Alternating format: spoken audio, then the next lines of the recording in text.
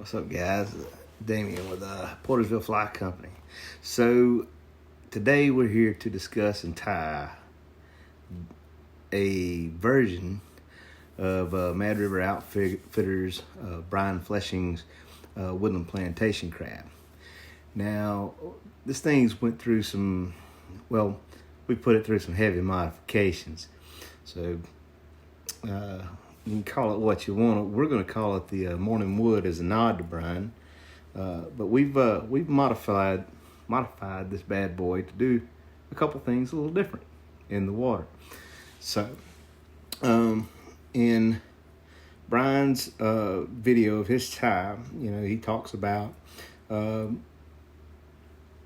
fly, swimming hook down. So, and it's because of the amount of EP fibers on the fly, how thick they are and how wide it is. So what it does is the EP fibers have a tendency to float. They're buoyant. So what I've done is I've adjusted the amount of fiber on there, and we've compensated to make this bad boy ride hook up. I fish in the Alabama, Mississippi, and Louisiana marshes a lot, and the last thing I want is this bad boy riding hook down and snagging oysters and all that kind of jazz for the amount of time that it takes to tie this booger. So we did that. The other thing we did was Brian's use of the fin raccoon. I'm enamored with it. It's amazing. It's amazing what it does in the water. So the marabou that he used on the fly, instead of using marabou, we just used all fin raccoon and just a few colors. Added a couple colors too, and then we added a little trick in there as well. This one has this little pouch right here, which has a 6mm rattle on the inside of it. So we give it a little noise. We added some shrimp eyes. Get my fly straight here. Added some shrimp eyes to the guy to give it more of a shrimpy / crabby look. Used some a little bit of a different type of silly leg. So these are made by Sight Cast Fishing. Let's see, what else do we do? So let's run through what I used on the fly real quick, starting from beginning to end. I'm kind of babbling here. Okay, so start the fly off. We used the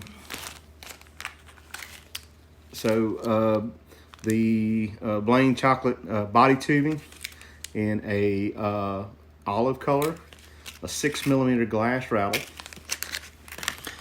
We used this is a fin raccoon in white, fin raccoon in light olive, and fin raccoon in kingfisher blue. So getting some of those blue crab colors on this thing, getting some of that going. Our eyes for the thing is a hairline dubbing medium. In a chartreuse or a high-vis yellow. Let's see, use the same hook, SE15 1/0 Gamakatsu. A couple Enrico Puglisi shrimp eyes. I didn't make my own for this, I just did it the easy way. And then this is different too.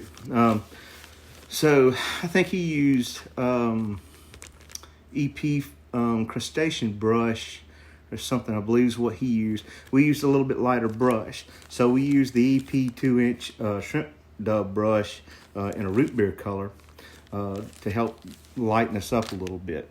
Now it looks like there's a ton of fin raccoon on here, but the stuff hardly weighs anything, so it doesn't really have a super effect on the fly. What helps keep the fly hook up in the water is the added weight of the glass rattle on the bottom, and the eye, and the fact that we've got these EP fibers for the body trimmed pretty tight. So the thing looks like a beast in the water and will fish great. You know, it's basically a derivative of a cross between American fly and you know, maybe even a Quan type fly. So something like that. So anyways, that's enough of that. Let's get to the fly. All right, so what we got going on here is we're going to obviously shove the 6 millimeter glass rattle in this tubing, and then burn the end of it, pinch it a little bit, and that'll close it up. The glass rattle is not coming out of there. I've done this for multiple types of flies. So, you know, got that in there. That's it. So now we got the hook in the vise. I've kind of sped this up a little bit, but the fly takes roughly about 20 minutes to tie. Okay, it's an extensive tie, and that's if you got all your materials ready to go. It's crazy for a fly, but you're not here for an easy fly, are you? You saw the picture and you wanted to know what the hell was going on, so here it is. You know. All right. So, anyways, take this tube in here, and we'll just kind of measure out about where we want it to end on the hook. Kind of mark it with our fingers a little bit. Use a cauterizing tool to cut this stuff. That's what you definitely want to use if you use any of this tubing. Definitely want to use a cauterizer. It works like a damn champ.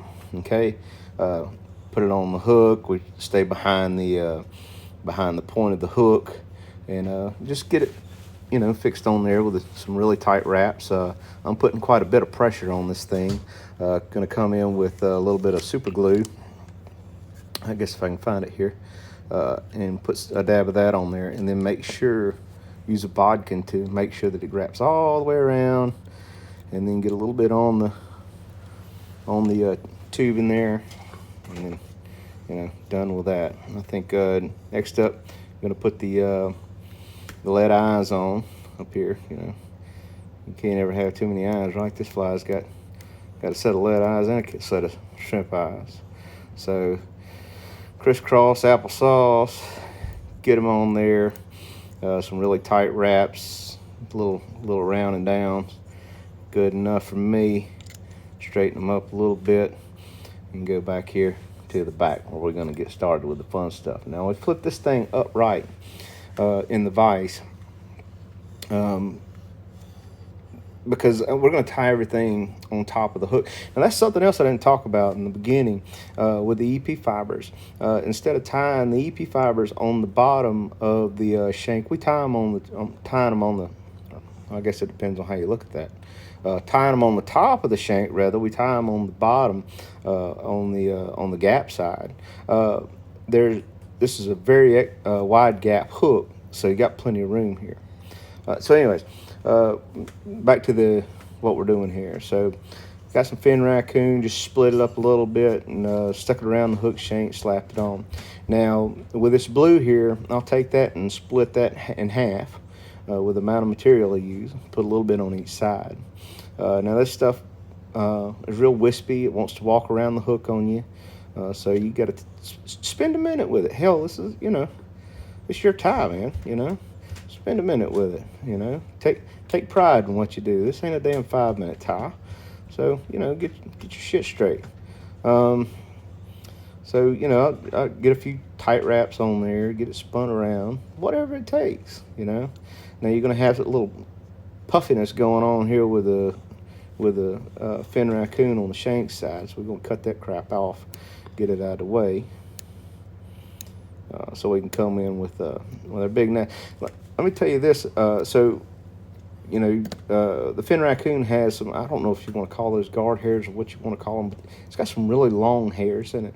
And I like to pull all of those out and get rid of them, except on the top color. The top color, the olive, I'll leave the long hairs in, and I'll take and split it in half and put it on both sides of the shank. But I'll leave this long and go just a little bit longer than the other two tie-ins. So just a hair longer, that, you know, lets it drape over the body just a little bit more. I think it in the if you see this thing in the test tank or see it in the water, it gives it a little bit more of a shrimpy vibe going on. Kind of tapers out like a shrimp. So, and the cool thing is when this thing sets on the bottom, it gets this real crabby look to it. So, you're getting a 2-for-1 here. They ought to call this damn thing redfish candy. So anyways, so like I said, I leave the long wispy fibers. It gives you a little bit of a tentacle look. It gives you, all that kind of jazz. Let's see, what am I going to do next? So come in with the eyes. I run the eyes. I use my vise for measuring the eyes out here. Run them up just to the collet on the vise, or maybe just a hair past, and I use that to kind of guide how far I want to go. I like the eyes being long. It doesn't bother me. I do that on a lot of my flies. If you ever bought one of my interceptor flies, shrimp flies, you'll see that the eyes on some of those, the first renditions of that, suck way out. So never really had a problem with it. If you use a good quality eye, you don't have a problem with it. These EPIs are expensive, but they're really good. I dig them. Now, here's something I'll do. So I'll flip the fly over, fold the mono back, and then give it a good tie-in. There's something else I'm going to do here in just in a minute. So we're going to add the brush next. But before I add the brush, we're going to come in with some fusion glue. So let's see. Wait a minute. What do I do before? We're gonna add the legs first. Let me back up. We're gonna put the legs on. Then we're gonna put a little fusion glue. Okay, I was getting ahead of myself here. If you can't tell, I'm overdubbing this bitch. So anyways, I'm gonna do it all in one take. Don't give a shit. So we're gonna put our silly legs on. Like I said, now these are made by Sightcast Fishing. That dude has some just crazy colors for his legs. They're called marsh legs, and I think his website is www.sightcastfishing.com. So they're 6 inches long. He's got tons of colors, and they're just awesome. I love them. They're great. So, anyways, what do we got here? We got 4 legs. You can see I split them up on there, and I'll give them a little bit of an under tie here. Keep everything on the gap side of the hook shank here. Like I said, you got a ton of gap on this hook. Plenty of hookup ratio. You're not crowding the gap. So anyway, so we come with the liquid fusion. Now the reason I'm using this here instead of a super glue is because this stuff glues the legs in really good. And if you use a super glue on these legs, it makes them hard and they break off fast. Well, if you use this fusion on the legs, they don't break off, and they'll hold up for quite a while until the fish really hammer down on it. By that time, you've got your money's worth out of the fly. So anyways, a little bit of that. The other thing it's going to do is when we put this dub brush on there, it's going to seat that dub brush down in there and get it glued. Because if you notice here, we're tying on a little bit of a bump here, a little bit of a heel, covering all that up. Like I said, it's not messing with the thread gap, so don't worry about it. So we'll palmer that around. Make sure to pull all your fibers back to the left, and get that where you need it to be. You can come in and use a little dub brush or something to help sweep the fibers back. Give it the old attaboy, I call it. It's like scratching a dog behind the ear when you yep, right there, to get everything in place, and we'll wrap just over the bump and just in front of it. Gives it a nice finished look right in front of it. 3 wraps securing it. Clip it off of there. Flip it back up. There's that attaboy right there. Give that bitch a scratch and get those fibers where you want them.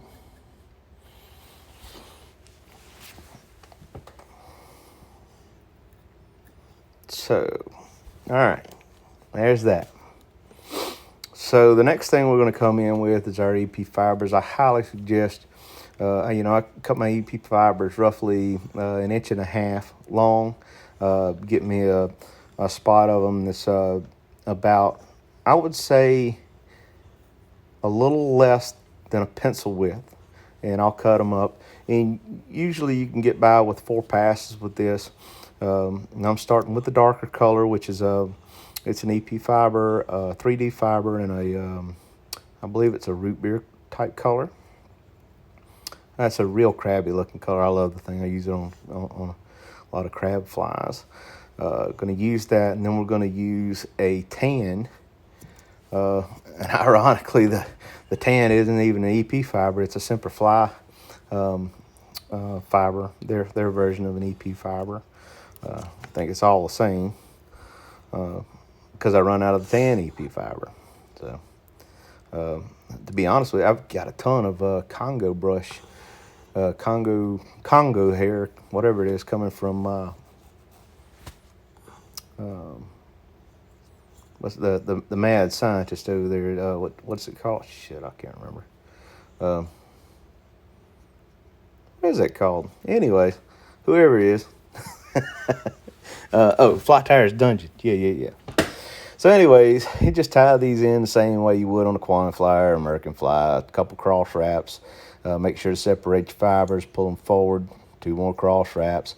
And then what I do is I like to pin them back and get me 4 or 5 wraps against that to really secure that fiber in place. Now we're going to glue all this in too, okay? But the glue I use isn't quite as strong as super glue, so make sure to get those extra 4 or 5 wraps in there to really sucker them in. Let's see, we'll get this guy wrapped up to the eye here. We got 1 more to go after this one. So what's that put us at? 4. So to me, that's just the right amount. So get that guy in there. And like I said, the thing about this too is I'm wrapping on the gap side of the hook shank. And this would be a big no-no with a lot of other types of hooks because you close in the gap and then you're going to cut down on your hookup ratio. In this case, this is a flat tie on top of here. You're not cutting down on shit, man. Your hookup ratio is going to be fine. Like I said, it helps to keep helps to keep the hookup right. So no worries there. Now here's what's the cool thing about the Dynaking Excalibur right here. I can turn that bitch and put it anywhere I want it, and get it faced toward the camera. Get all my fibers separated, get my brush separated from my EP fibers here, get everything separated, and then I can start trimming this joker out. Get everything nice and straight, and then just come in, and like I said, I don't try to cut it all at once. I will make 2 educated cuts, I call them, and I'll realize that I grabbed the wrong pair of scissors for that in a second. Which it was a great pair of scissors. It was a pair of Dr. Slick tungstens, but they just I've worn them out. This here is a pair of Pat Cohen's hair scissors. Amazing, great scissors for deer hair, by the way. They've got a touch of a serrated edge on them. Really cool, really cool. So get that to look how, like you want it. Get everything trimmed in, and then you can mess with that a little bit. All right, so here I've got everything trimmed up. Now I'm going to glue the thing up. Now this is a Loon UV flow. So this is on the back side of it. I get my threads all wet. Make sure my fibers are where I want them. Hit it with a UV light. Highly recommend this. You need something to secure them. I don't want super glue all over this mess. I'd rather go this route. Looks a little bit better, finishes up a little bit better. Get it straight, get everything where you want it on top. Make sure that you push your fibers down on the side and get it where you've got a nice clean, where you can see your thread base down in there. And then you're going to do the same thing with this little applicator tip, man. You get it right in there against those threads. So right in there, right across the front.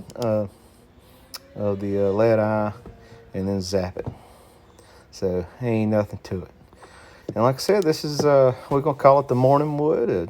It's our version of the woodland crab plantation fly. So there you go. Hope you enjoy. Peace out. Thank you very much for watching. Portersville Fly Company out.